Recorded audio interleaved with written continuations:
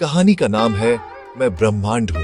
ब्रह्मांड कहता है मैं क्या था, कैसे था। इसकी शुरुआत अंधकार से होती है, जब पूरे ब्रह्मांड में कहीं कुछ भी नहीं, बस अंधेरा था।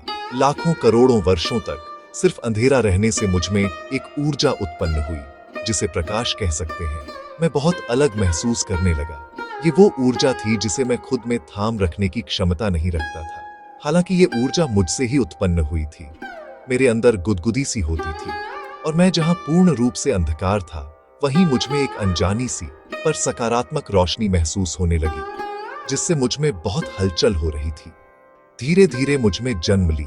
इस प्रकाश का यह असर हुआ कि जिस प्रकाश से मुझे रोशनी या सकारात्मकता महसूस हो रहा था, जो मुझ में ही जन्म ले रहा था, मुझे उससे ही डर लगने लगा, क्योंकि मुझे ऐसा महसूस होने लगा जैसे यह ऊर्जा इतनी बढ़ती जा रही है कि मेरा खुद का इसके सामने कोई अस्तित्व ही नहीं रहेगा, और उस प्रकाश की ऊर्जा को मैं खुद में अब और नहीं संभाल सकता। ऐसे में मुझ में एक विस्फोट होता है और मैं फट जाता हूँ, और इसी विस्फोट से सृष्टि का निर्माण होता है, जिसमें न केवल यह नवग्रह, 1 सूर्य, 2 चंद्रमा, 3 बृहस्पति, 4 राहु, 5 बुध, 6 शुक्र, 7 केतु, 8 शनि, 9 मंगल की उत्पत्ति होती है, अपितु पृथ्वी समेत इस ब्रह्मांड के सभी ग्रहों की उत्पत्ति होती है।